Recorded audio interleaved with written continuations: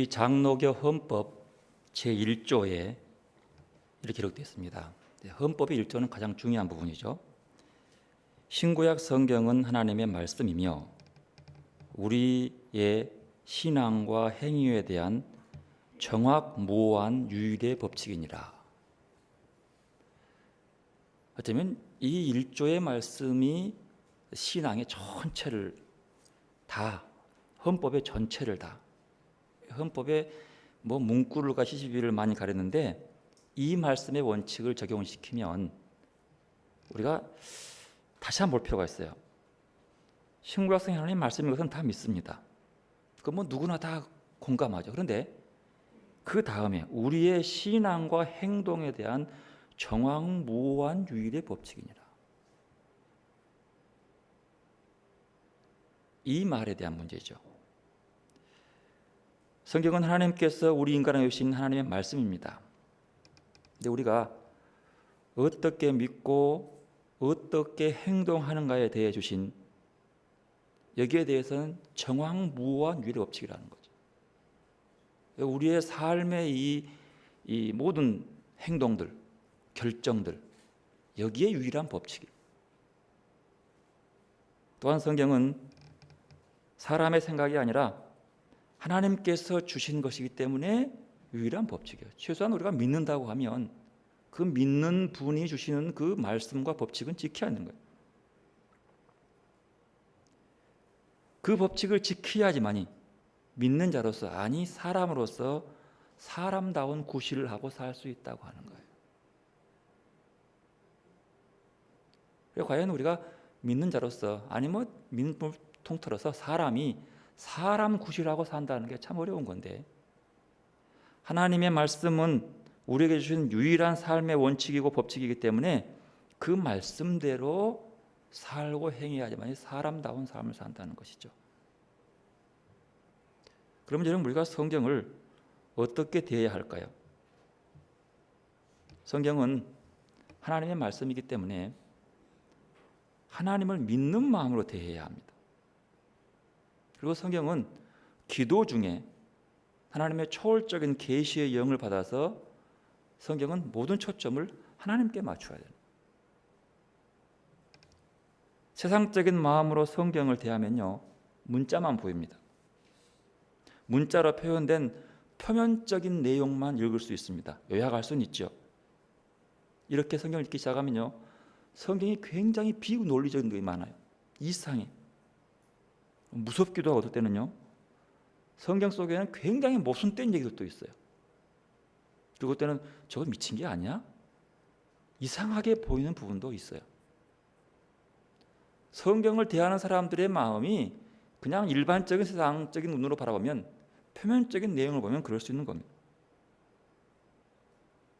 사람의 말이라면 사람의 지성으로 이해할 수 있지만 하나님의 말씀이기 때문에 우리는 하나님에 대한 믿음이 요구됩니다.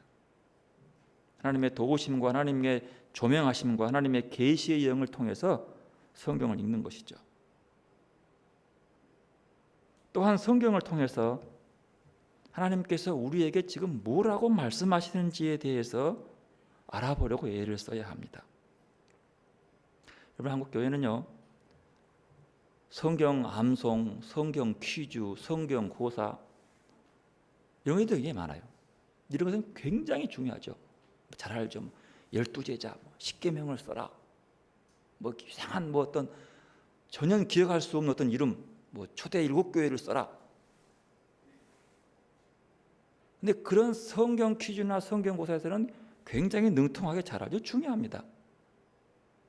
하지만 여기서만 끝나버린다면, 이것만 알고 성경이 주는 전체적인 그 의미 뜻을 제대로 알지 못하면 성경을 왜곡되게 볼 수 있는 거예요. 표면적인 지식이 그것은 많지만 성경이 하나님께서 우리에게 말씀하시는 살아있는 그 역동적인 것들을 갖지 못하면 그 말씀을 듣고도 순종할 수 없고, 그 말씀대로 살 수도 없고, 그 말씀이 내 삶을 변화시킬 수도 없기 때문에 허망한 것이 되는.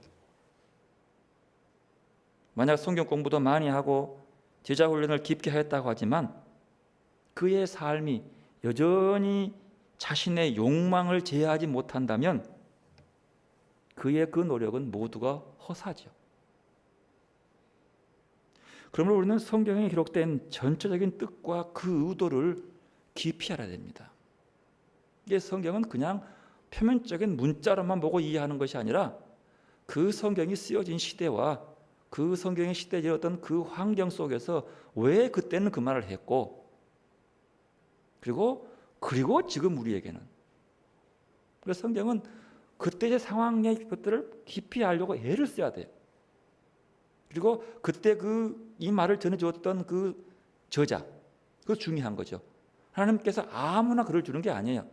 그 사람 상황에 따라서 계시를 주는 거죠. 그러니까요, 바울이 쓴 바울 서신하고 베드로가 쓴 건 차이가 있는 거죠. 똑같이 하나님이 준 말씀인데 이 말씀을 받아 쓴 사람이 같은 말이지만 다르게 쓰는 거예요. 왜? 그 사람의 지금 상태에 따라 하나님은 주시거든. 이제 그 사람의까지도 알아야 되고 그리고 우리의 말씀이 지금 이렇게 번역될 때에 번역한 한국 사람이 무슨 단어를 사용했는가도 알아보면서 그 전체를 파악해 보는 것이죠. 그리고 하나님께서 말씀하시는 것은 언제나 그 목적이 있어요. 왜 이 말씀을 주셨는가? 그 목적을 그리고 그 말씀을 듣기 위해서 그 뜻을 알 뿐만 아니라 그 뜻에 대해서 응답을 해야 합니다. 아는 것으로 끝나는 것이 하나님 말씀을 대하는 것이 아니라 알을 통해서 그 말씀에 대한 나의 삶의 응답. 성경을 아는 것이 아니라 하나님의 뜻을 아는 것만 아니라 지금 우리의 삶의 자리에서 하시는 말씀을 바로 듣고 그 말씀대로 살아야 한다는 거죠. 종종 말씀을 깨달으면 그 말씀으로 다른 성도들의 삶을 재단하고 판단하고 평가하고 이런 도구로 삼을 경우가 있어요. 지금 바리새인적인 신앙의 모습이죠. 하나님 말씀을 받고 깨달으면 그 말씀을 가지고 제일 먼저 내 삶을 돌아보고 내 삶의 변화의 응답이 먼저인 거예요. 그런데 우리는 내 삶보다 남부터 먼저 보는 것이 문제가 있다. 그리고 모든 어려운 문제의 책임을 꼭 남에게 돌려. 자기는 아는 것으로만 끝나고. 이렇게 그래도 하나님 말씀을 알려고 하는 사람들은 그 알아감 속에서 뭔가 삶의 변화를 일으킬 수 있는데 그보다 더 큰 문제는 옛날에 알아놓은 것 가지고 지금 그대로 적용하는 것이 문제예요. 옛날에 내가 경험한 그 경험이 하나님으로 지금을 바라보는 것. 여러분, 하나님은 우리에게 날마다 새롭게 만나주십니다. 그런데 우리는 새롭게 나를 만나주시고 새롭게 내게 다가오시는 그 하나님에 대해서 옛날에 아는 것으로 끝나버려요. 하나님을 대하는 태도가 아니죠. 하나님은 우리에게 늘 새로운 것들 주시고 새로운 은혜를 주시고 새롭게 말씀하시는데 2000년에 기록한 이 말씀 그때 그 아는 것 그대로 머무르면서 열심히 배우려고 알려고 하는 사람들을 이렇게 조금 우습게 보는 그런 모습. 이건 참 심각한 문제죠. 하나님을 과거의 나의 경험으로 꽉 묶어버리는 불경죄를 경험하고는. 하나님의 말씀은 그 말씀을 표면적인 이해가 아니라 그 말씀의 예상을 바꾸는 거죠. 우리가 잘 알고 있는 히포의 감독이었던 성 어거스틴의 일대기의 가장 중요한 부분이 그가 30세 될 때까지는 방탕의 생활을 사는 거죠. 그냥 허랑방탕한 삶이 아니라 그의 방탕은 세상적인 철학과 논리학에 굉장히 고수였어요. 공부를 많이 한 사람이었고 헬라 철학에 굉장히 깊은 사람이었죠. 그런 눈으로 성경을 보는 사람이었어요. 왜? 그 어머니는 그런 지식은 없지만 헐 기도하는 어머니였고 그의 삶의 일대기 중에서 그 삶이 있었다는 걸 고백해요, 어거스틴이. 근데 그렇다고 세상적으로 잘 나간 사람이죠. 돈도 많은 부자였었고 공부도 잘했고 철학의 깊이가 있었고 특히 논리적인 언어에 수사하게 강했어요. 그런데 그가 뭔가 이제 어머니 기도의 감동인지 모르지만 우연히 밀라노의 감독이었던 암브로시오스라고 하는 그 목사의 감독의 설교가 마음에 찔림, 감동이 오는 거예요. 그래 감동이 와서 그 밑에서 좀 배우고 싶어가지고 이게 학문적 욕구가 있으니까 그 밑에서 저분이 마치 뭔가 싶어가지고 지금 공부를 하고 있는 거예요. 그 공부야 뭐 하나님이 만나는 공부겠죠. 한 어느 날 중에 조용히 혼자 쉬고 있는데 아이들이 밖에 놀면서 집어서 읽어라, 집어서 읽어라 그 말하는 거예요. 집어서 읽어라? 그냥 그 말을 듣고 집어 읽어라는 게 짚고 보니까 성경이요. 지금 공부가 있단 말이에요. 성경을 쫙 펴고 읽어보니까 오늘 본문 로마서 13장 11절 14절 말씀을 읽는 거예요. 그냥 말을 듣고 쭉 펴고 본문을 읽었어요. 이 읽음을 듣고 어거스틴이 마음에 그냥 확 다가오는 걸 막 감동이, 성령의 감동이겠죠. 그전에는 그냥 쉽게 읽었던 부분인데 집어들고서 그냥 그 말 듣고 우연히 읽었어요. 계획된 것도 아니고. 근데 그 말씀이 다가오는 거죠. 이거네?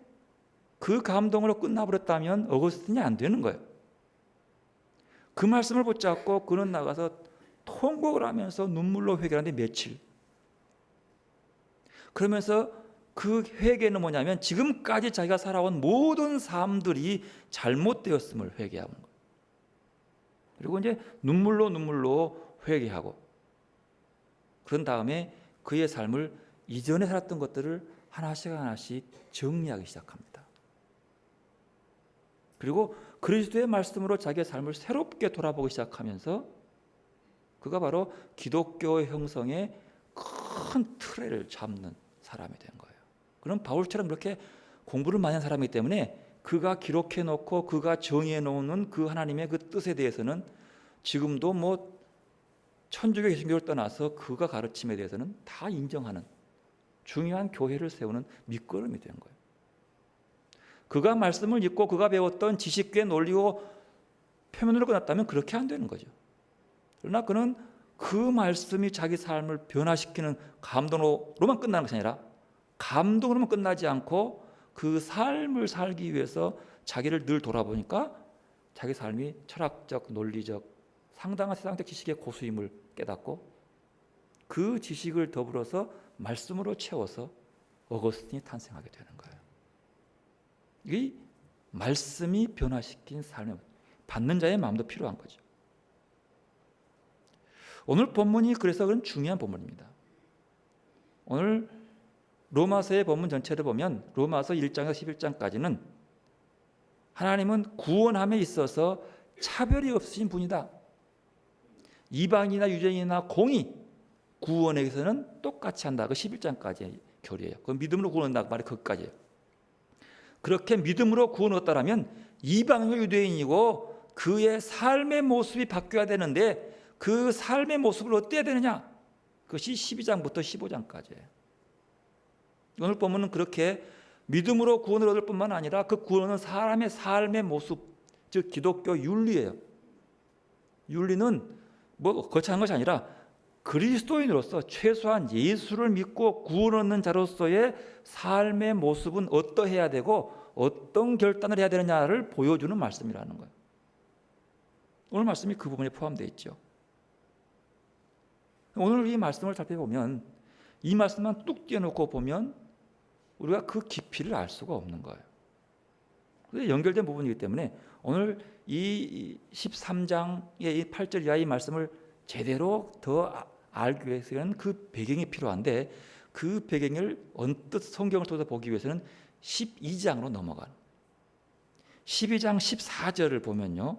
그 뜻을 하나의 한 변을 볼 수 있나 보십시다. 14절 읽습니다. 12장 너희를 박해하는 자를 축복하라. 축복하고 저주하지 말라. 이건 믿는 사람들 하는 얘기예요. 그러면 이 박해라고 하는 말이 나왔죠. 그러면 지금 이 시대가 어떤 시대예요? 박해를 받고 있는 시대라고 하는 거예요. 그러면 바울이 로마서를 기록하고 있을 때 로마에 있는 그리스도인들에게 편지를 보낼 때 로마의 황제가 누구였냐 그러면 네로였어요. 여러분 네로라고 하면 다 알죠. 어떤 사람인지. 네로는요. 조직적으로 예수 믿는 사람들을 잡아서 괴롭히고 죽였던 사람이에요. 박해의 최고의 원흉이 네로죠. 그 시대예요. 그리고 어떻게 그런 황제 숭배 시대예요. 황제가 신으로 숭배받는 그걸 요구하기 때문에 예수 믿는 사람들이 안 하게 돼 박해하는 거예요. 사자밥이 되게 하고 불에 태워 죽이기도 하고 별의별 방법으로 그들을 인간적인 쾌락을 느끼기 위해서 그리스도인들 잡아서 죽였던 시대가 그 시대예요. 그런데 그런 시퍼런 황제가 살아있는 그 도시에서 예수 믿는다는 거 어렵죠. 좀 멀리 있으면 몰라도 가까운 데 있는데 황제를 숭배해 믿는다. 그들에게 보내는 편지예요. 그리고 그 박해가 어떤 자기들이 세우는 법도 상관없이 무조건 뒤집어 씌운 거예요. 그냥 만들어 가지고 그를 잡아다가 그냥 죽이는 거기 때문에 이거 참 억울하고 힘든 거죠. 그런데 그런 상황 속에요. 그런 박해를 당하는 그 어려움, 정부의 아주 국민이 아니라 정부가 계획적으로 나서 가지고 믿는 사람을 처치해버리는 그 시대 속에 그 어려움 속에서도 그래도 예수를 믿는다고 하면 박해받는 자를 축복하고 저주하지 말라. 이야, 이거 어려운 거죠. 지금 그 얘기하는 거죠. 16절, 17절 보면 악을 악으로 갚지 말고 모든 사람 앞에서 선한 일을 도모하라. 지금 믿는 사람들은 악을 당하고 있는 거죠. 근데 그걸 도모하라. 19절 원수를 갚지 말고 하나님의 진노하심에 맡겨라. 그리고 20절 오히려 원수가 줄이거든 먹이고 목마르거든 마시게 하라. 지금 시대는 네로 시대예요. 믿는 자가 숨어서 지금 무덤 속에 살아야 할 그런 시대라고요. 지금 이런 시대적 배경 속에서 지금 바울은 믿는 자의 삶이 왜 이래야 하느냐 그 말이에요. 그렇게 당하고 살아서 복음이 증거되겠느냐? 반문할 수가 있죠. 이렇게 힘도 없고 권세도 없는데 누가 예수를 믿겠냐는 거예요. 그런 시대였습니다. 능력이 없는 시대예요. 21절 보면 선으로 악을 이기라. 이렇게. 그러면 선으로 어떻게 악을 이길까? 이것을 전제로 하고 13장 1절부터 나오는 13장 1절부터는 굉장히 우리에게 주는 말씀이 충격적이죠. 13장 1절부터 보면 무슨 말입니까? 각 사람은 위에 있는 권세에게 복종하라. 권세는 하나님으로부터 나지 않음이 없나니 모든 권세는 다 하나님께서 정하신 거라. 여러분 이 말씀을 통해서 뭐라 그래요? 위에 있는 권세 순종해라. 왜요? 한 나라의 정부의 수장에게 순종해라 그래요. 이 말은 그렇게 사용하죠. 이 설교 많이 들었죠? 위에 있는 권세에게 정권 재원자들에게 순종해라. 왜? 하나님이 세웠느니라. 표면적으로만 읽으면 그렇게 되는 거예요. 이거 어떤 말일까요? 위에 있는 권세에게 다 순종해야 될까요? 이게 반대로 말하면 그렇게 위에 있는 권세에 순종해라 하면 세상적인 권세에 순종하라고 말했던 목사님들 설교 들어보면 상당수는 북한의 김일성 정권은 인정하지 않으려고 그래. 그 말은 절대 순종 안 해. 그러면 그 정권은 누가 준 거예요? 그 권세는? 하나님이 준 거예요? 거기에 순종해야 되는 거예요? 복종해야 되는 거예요? 이렇게 표면적인 말씀을 읽으면 그렇게 되는 거예요. 그 시대로 가요. 지금 이 시대는 박해 시대예요. 예수 믿는 사람 드러내면 그냥 죽는 거예요. 그 시대 속에서 하신 말씀이에요. 그러면서 오히려 이 말씀은 그런 시대 속에서도 너희들이 선으로 악을 이기라. 그리스도인의 모습을 예수님의 모습을 입어서 그들에게 복음을 전해라 그 말이에요. 어떻게? 대항하고 싸워서 영향력을 행사해가지고 그 힘으로 하려고 하지 말고 황제를 믿게 해가지고 그 힘으로 전도하는 게 아니라 그 박해 속에서도 그리스도의 삶의 모습을 유지해라 그 말이에요. 이건 대단히 어려운 일이에요. 너희들이 목숨이 죽더라도 찢김을 당해 죽더라도 주님이 가르치신 모습대로 살아가라. 그 시대 속에서도. 이게 믿음인 거죠. 그리고 이렇게 위에 있는 권세는 맞습니다. 이게 중요한 문제는 6절 7절 보면은요. 6절에 너희가 조세를 바치는 것도 이로 말미암이라. 그들이 하나님의 일꾼이 되어 바로 이 일을 항상 힘쓰느니라. 이 말은 뭐냐? 조세 문제가 나왔어요. 하나님 예수 믿는 사람들은요. 예수를 믿기 때문에 하나님의 복종하니까 세상을 복종 안 한다 생각하는 거예요. 그래서 내가 왜 세금을 내야? 너 세금을 안 내는 거예요. 왜? 하나님께 헌금하는 것이지. 그럼 그때 시절에는 세금을 안 내면 죽여버리는 거예요. 여러분 이 말씀 보면 무슨 말이냐면 예수님도 그랬죠. 가이사의 것은 가이사에게, 하나님 것 하나님에게. 그 말은 뭐냐면 그렇게 박해하는 것이라 할지라도 세금 내라 그 말. 더 성실하게, 더 진실하게 세금을 내라. 여러분 그때 당시에요. 가장 그 초대교회 그 순교사들 읽어보면은 뭐가 나오냐면 예수 믿는 사람들을 사회를 선동하고 불온 세력으로서 선동한다고 비난했어요. 그리고 저들은 지극끼리 모여가지고 지극끼리만 즐거워하고 세금도 안 내고 저런 것들이 예수 믿는다고 이렇게 말했어요. 그리고 저들은 함께 몰래 모여가지고 성적 문란함을 이런 얘기를 했어요. 저건 아주 성적으로 문란하고 애기를 잡아먹는다네 이렇게 말. 이건 물론 만들어내는 일이지만 그 시대에 팽배하게 드러난 소문들은 저 믿는 것들은 저렇게 따로 모여가지고 성적으로 지금 한때로 물러날 뿐만 아니라 애기를 잡아먹는다네 이렇게 소문냈어요. 그러니 그런 비도덕적인 사람들을 잡아서 죽이는 거야 뭐가 되겠어요? 그 시대예요. 바로 그때 말은 말이에요. 너희의 삶들이 그렇게 비난당하지 않게 하기 위해서는 선을 행해라. 말씀에 순종하고 세금도 충실히 내고 어느 누구도 너희를 그런 행실의 소문으로 비난받지 못한 삶을 살아라. 그래서 박해하는 자에게 축복하라고 하는 얘기예요. 그리고 유의 순종에 복종해라. 그 말은 하나님을 버리고 그 말이 옳다 그것이 아니고 하나님이 세운 것처럼 그렇게 해서 이 사람들은 정말로 이 나라가 이 법에 충실하네? 보여주어라. 그들이 옳은 것이 아니에요. 네로가 옳은 것이 아니야. 황제가 옳은 거 아니야. 황제를 숭배하냐 하나님을 숭배하는데 세상 법 속에서 그냥 충실하게 지키고 그 존중해줘라. 그렇다고 하나님의 법에 어긋난 것을 시키면 물론 순종하지 않죠. 그렇지만 그것이 아니고 그들과 더불어서 그들은 하나님이 세운 것인데 그들이 못 지킨 것뿐이지. 그들에게 순종해라. 그들이 문제 있는 것이지. 그리고 그런 조세 문제나 그런 문제 때문에 아까운 생명 버리지 말라. 아까운 생명 버리지 말라. 순교하더라도 저 애자만 먹은 놈 죽였네 그런 말 들으면 무슨 복음이 되겠냔 말이야. 그러나 끝까지 저렇게 성실하고 신실하고 사랑 많고 선으로 악을 이기는, 선으로 악을 갚아주는 저런 사람들의 죽음 앞에 그 죽음이 더 큰 선교적 복음을 증거한다는 사실을 보여주는 거예요. 그래서 위에 있는 권세와 질서. 그래서 우리 그리스도인들은 신실하게 이 나라의 제도를 지켜야 돼요. 그러나 불의한 것들을 보면 가만히 있으면 안 되는 거죠.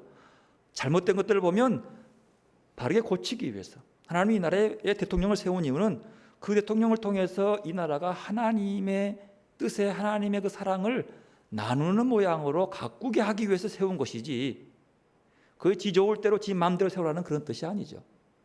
김일성 그 가문도 하나님 그를 세웠는데 하나님의 법대로 그 백성을 사랑하고 잘 기르도록 세워준 것이지 그렇게 지 마음대로 지 성결대로 마음대로 사람을 죽이고 그렇게 세우라는 것이 아니라 그건 그 사람의 문제예요. 그 속에서 순수하게 하지 말아라. 말씀을 지키고 그리스도처럼 순수하게 행동하며 살아라. 그리스도의 십자가의 죽음이 그냥 무모한 죽음이 아니라 신실하게 끝까지 사랑하는 그 모습으로 그 얘기하고 있는 거죠. 그러니까 어떤 우리 그리스도인들은 삶의 윤리는 구원하는 백성으로 그 환경과 처지가 어떠하든 끝끝내 그리스도의 삶의 모습을 본받아 살아가는 삶을 의미하는 거예요. 그리고 더 나아가서 오늘 8절에 보면 그 말씀이 나오죠. 8절 보겠습니다. 피차 사랑의 빛 외에는 아무에게든지 아무 빛도 지지 말라. 남을 사랑하는 자는 율법을 다 이루었느니라. 10절 가면 사랑은 율법의 완성이니라. 이것저것 얘기가 아니라 사랑, 이것에 연결돼 가지고 하는 말이 남을 사랑해라 그 말이에요. 남을 사랑해라. 남을 사랑한다고 하는 것, 여러분 이건 아주 참 중요한 고면인데요.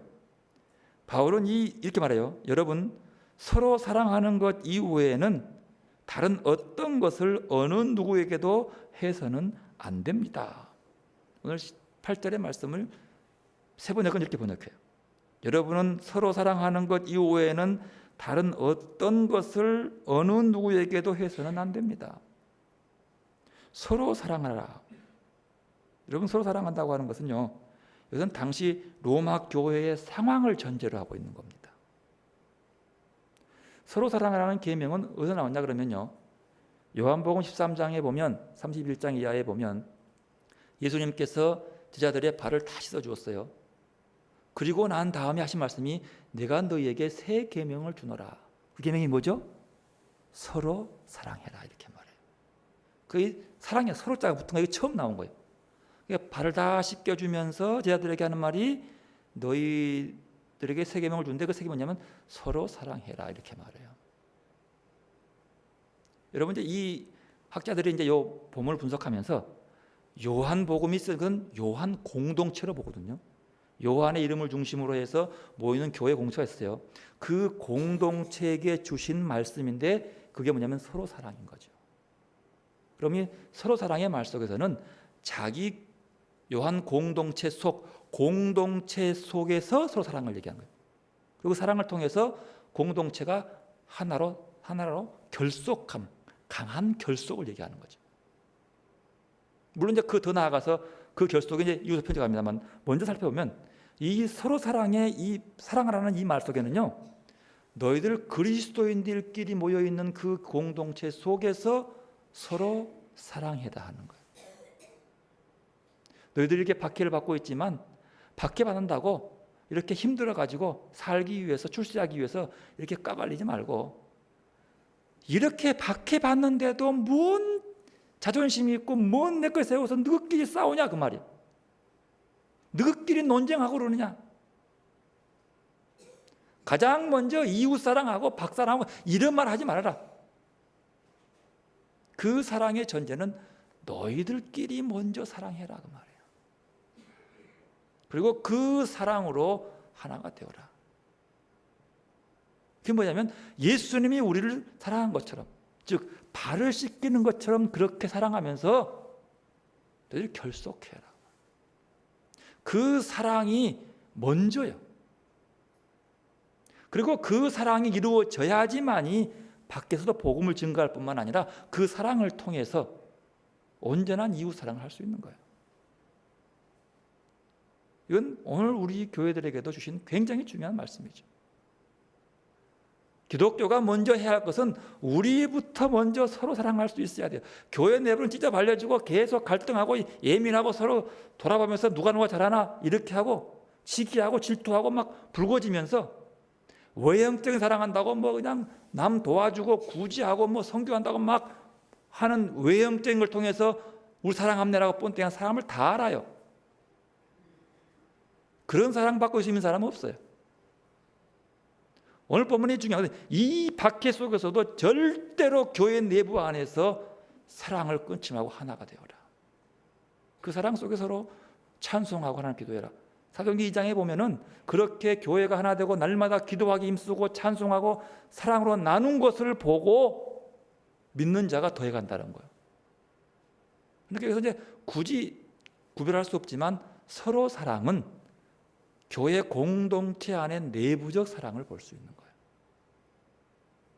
그리고 이웃 사랑을 굳이 구분한다면 그리고 나서 교회 밖에까지 사랑하는 사람이에요. 그런데 이 사랑의 기조를 바울은 보십시오. 9절 이하에 보면 이 9절의 말씀은 요 말씀은 십계명의 두 번째 돌판을 얘기하는 거죠. 십계명의 두 번째 돌판. 두 번은 그 서로 뭐 가늠하지 마, 살지 말라 이렇게 부모에게 두 번째 돌판에 나오는 그 문구를 다 잡아놓은 거예요. 그러면서 하는 말이 내 이웃을 내 자신과 같이 사랑하라 하신 그 말씀 가운데 다 들었느니라. 뭐냐면 두 번째 돌판의 얘기는 이웃 사랑하라는 그 말 속에 다 든 거예요. 사랑하면 간음하지 않습니다. 사랑하면 살인하지 않습니다. 사랑하면 도둑질하지 않습니다. 사랑은 탐내지 않습니다. 사랑은 이웃의 것을 이렇게 이게 부러워하지 않습니다. 사랑하기 때문에. 사랑하는 사람이 가진 것에 대해서 내가 질투하겠습니까? 사랑하는 사람이 잘난 것에 대해서 내가 그냥 막 속이 부글부글 하겠습니까? 사랑을 얘기하는 거예요. 그런 거. 그리고 내 자신뿐만 아니라 이웃도 마찬가지. 이건 똑같은 거예요. 그리고 10절 보면 사랑은 이웃에게 악을 행하지 아니하나니 그러므로 사랑은 율법의 완성이니라. 여러분, 율법이 뭐예요? 하나님의 말씀이요. 하나님의 말씀의 마지막 완성은 사랑인 거예요. 여러분, 이 말씀 통해서요, 이 사랑이라는 것은 먼저 우리 가장 기초적인 공동체인 가족 공동체에 이루어져야 되는 거예요. 쉽게 보이면 쉽지 않죠. 이것도 가족 공동체가 서로 사랑해야 돼요. 믿는 자는 그 모습이 다른 사람이 볼 때 야, 그래야 돼요. 그리고 그 다음 사랑이요. 그 다음에 두 번째 죄는 우리 기쁨 있는 교회 공동체 안에 사랑해야 돼요.